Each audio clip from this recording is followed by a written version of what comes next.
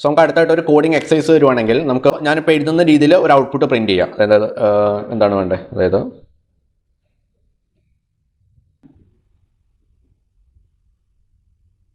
Print ബ്രാക്കറ്റിൻ്റെ ഉള്ളിൽ ഒരു single കോട്ടിൻ്റെ ഉള്ളിൽ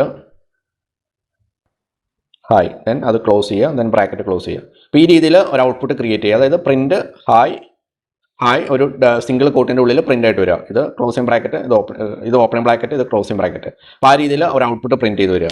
എങ്ങനെ നമുക്ക് ചെയ്തെടുക്കാൻ പറ്റും?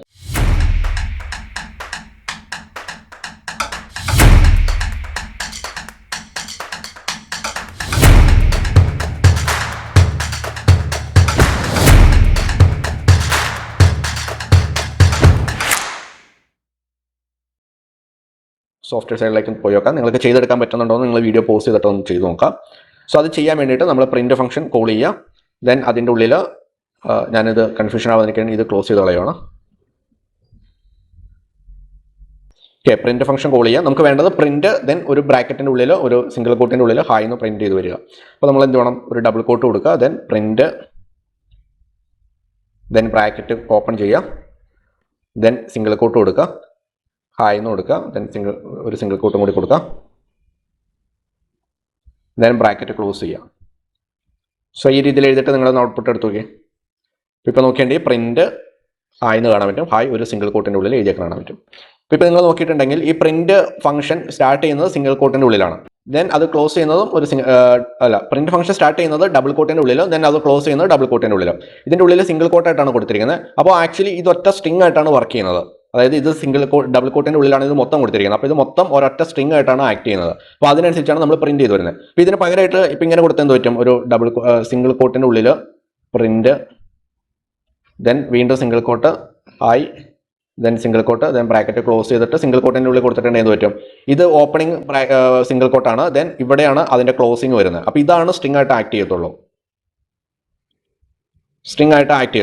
ദെൻ ഇത് ആക്ച്വലി ഈ ഹായ് എന്ന് പറയുന്നത് ആക്ച്വലി ഒരു കോഡായിട്ടാണ് ആക്ട് ചെയ്യത്തുള്ളൂ. കാരണം ഇത് ഓൾറെഡി അതിൻ്റെ ക്ലോസിംഗ് ആയി, ദെൻ ഇവിടെ വേറെ ഒന്നുമില്ല, ഇവിടെ അടുത്ത സിംഗിൾ കോട്ട് വരുന്നത്, ദെൻ അടുത്ത് ഇവിടെയാണ് വരുന്നത്. അപ്പോൾ ഇത് അടുത്ത സ്ട്രിംഗ് ആയിട്ട് ആക്ട് ചെയ്യും, പക്ഷേ ഇത് മാത്രം, ഈ ഹായ് മാത്രം ഒരു കോഡായിട്ടാണ് ആക്ട് ചെയ്യത്തുള്ളൂ. അപ്പോൾ നമുക്ക് ഒരു എറർ വരാനാണ് ചാൻസ് കൂടുതലുള്ളത്. സോ നമുക്കൊന്ന് ടെസ്റ്റ് ചെയ്ത് നോക്കാം. ഇവിടെ ഞാൻ ഡബിൾ കോട്ട് മാറ്റിയിട്ട് സിംഗിൾ കോട്ട് കൊടുത്തു. ഇവിടെ സിംഗിൾ കോട്ട് കൊടുത്തിട്ടുണ്ടെങ്കിൽ ഇത് ആക്ച്വലി ഒരു എറർ ആയിരിക്കും. കാരണം ഈ ഒരു ബ്രാക്കറ്റും ഒരു കോഡായിട്ട് ആക്ട് ചെയ്യും, ദെൻ ഈ ഒരു ഹായ് എന്ന് പറയുന്ന ഒരു കോഡായിട്ട് ആക്ട് ചെയ്യും. ഇതൊരു സ്ട്രിംഗ് ആയിട്ട് ആക്ട് ചെയ്തു, ഇതൊരു സ്ട്രിംഗ് ആയിട്ട് ആക്ട് ചെയ്തു, ബാക്കി കോഡായിട്ടാണ് ആക്ട് ചെയ്തത്. അപ്പോൾ നമുക്ക് അങ്ങനെ എന്തെങ്കിലും പ്രിൻറ്റ് ചെയ്യണമെങ്കിൽ ഒന്നെങ്കിൽ അപ്പോൾ ഇത് ഇവിടെ നമ്മളൊന്നെങ്കിൽ ഡബിൾ കോട്ട് ഇട്ടിട്ട് കൊടുത്തു നോക്കാം. ഇവിടെ ഡബിൾ കോട്ട് കൊടുത്തിട്ടുണ്ടെങ്കിൽ അത് വർക്കിംഗ് ആയി. അപ്പോൾ ഒന്നെങ്കിൽ നമുക്ക് എന്തെങ്കിലും പ്രിൻറ്റ് ചെയ്യണമെങ്കിൽ ഒന്നെങ്കിൽ സിംഗിൾ കോട്ടിൻ്റെ ഉള്ളിൽ കൊടുക്കുക, ദെൻ അതിൻ്റെ ഉള്ളിൽ ഒരു ഡബിൾ കോട്ടിൻ്റെ ഉള്ളിൽ കൊടുത്തിട്ടുണ്ടെങ്കിൽ അത് മൊത്തത്തിലൊരു സ്ട്രിംഗ് ആയിട്ട് ആക്ട് ചെയ്യും. ഇപ്പോൾ പ്രിൻറ്റ് ചെയ്തിട്ടുണ്ടെങ്കിൽ പ്രിൻറ്റ് ഡബിൾ കോട്ടിൻ്റെ ഉള്ളിൽ ഹായ് എന്ന് പറയുന്ന രീതിയിൽ മെസ്സേജ് പ്രിൻ്റ് ആയിട്ട് വരും. ഈ രീതിയിലാണ് നമ്മൾ പ്രിൻറ്റ് ഫംഗ്ഷനെ യൂസ് ചെയ്യേണ്ടത്. നിങ്ങൾക്ക് എങ്ങനെയാണ് പ്രിൻറ്റ് ഫംഗ്ഷൻ യൂസ് ചെയ്യുന്നത്, എങ്ങനെയാണ് അതിനകത്ത് ടെക്സ്റ്റ് കൊടുക്കുന്നത്, എങ്ങനെയാണ് ഇൻപുട്ട് കൊടുക്കുന്നത്, അങ്ങനെയുള്ള കാര്യങ്ങളൊക്കെ മനസ്സിലായിട്ടുണ്ടാവും. എങ്ങനെയാണ് അതിനനുസരിച്ച് ഔട്ട്പുട്ട് നമുക്ക് ക്രിയേറ്റ് ആയിട്ട് വരുന്നത്, അങ്ങനെ കുറച്ച് കാര്യങ്ങൾ മനസ്സിലായിട്ടുണ്ടാവും. ഇനിയുള്ള നമ്മളെ സ്റ്റെപ്പുകളെല്ലാം ഈ പ്രിൻറ്റ് ഫംഗ്ഷൻ യൂസ് ചെയ്യുന്നുണ്ടാവും. അത് യൂസ് ചെയ്തിട്ടാണ് നമ്മൾ ഓരോ കാര്യങ്ങൾ ചെയ്തെടുക്കാൻ പോകുന്നത്.